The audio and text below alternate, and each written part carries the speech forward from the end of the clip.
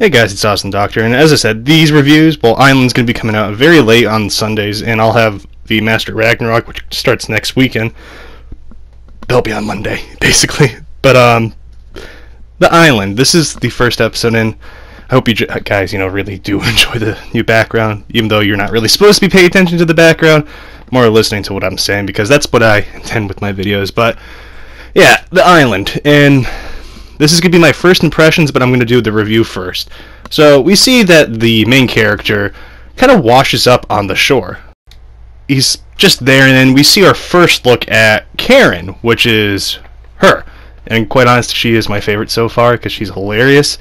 But we see that the kids are talking about like the mainland, about how these robot dogs are a thing, and the main character gets discovered by Karen because there was a shiny shell that kind of attracted her to him, and she kind of falls straight on the main character's wonderful bits, and basically she gets traumatized. Then she brings the main character to the police, and he has no memories of anything because he's just washed up and he doesn't remember anything, and he only remembers a girl, and he has to save the world, and he has to kill someone.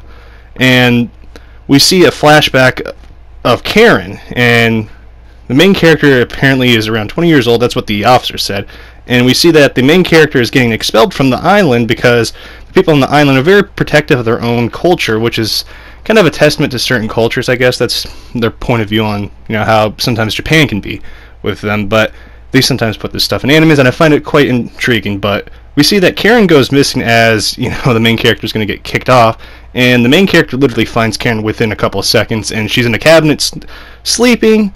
And he tries to go kiss her, and she freaks out, and basically it brings the question up, can the main character actually predict the future?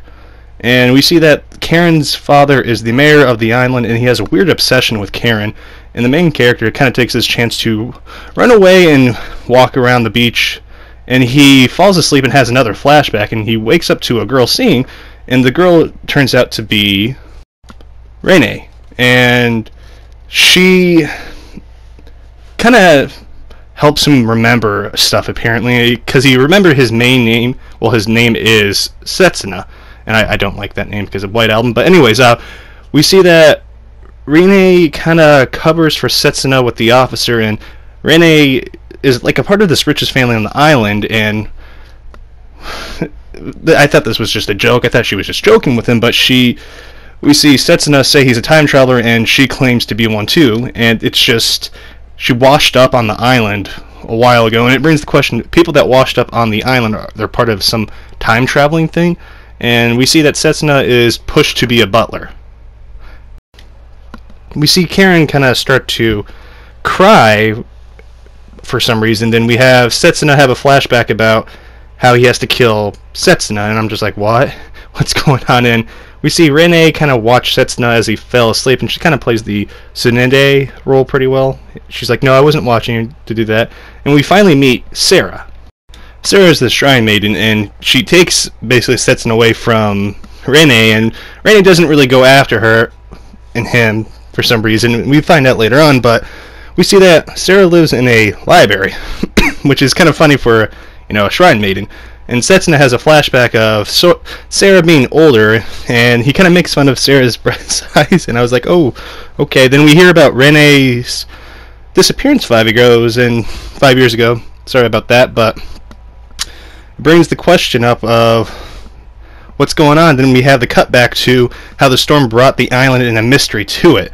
And Sarah tries to kill Setsuna, but completely fails, and she's adorable. But Sarah tells that he has to basically die because she needs to defend the island, and she tells him how she's gonna get him the next time, and I found it kind of funny. Then we see Setsuna completely leave her, and Setsuna goes back to Renee's mansion and finishes his work and goes to the basement, and the basement is filled with books about Renee's family, and Setsuna finds a letter from the book that he needs to die. And we see Renee at the end walk, and Setsuna joins her for a walk. Well, her nightly walk, sorry. And we see Setsuna basically ask Renee to sing again.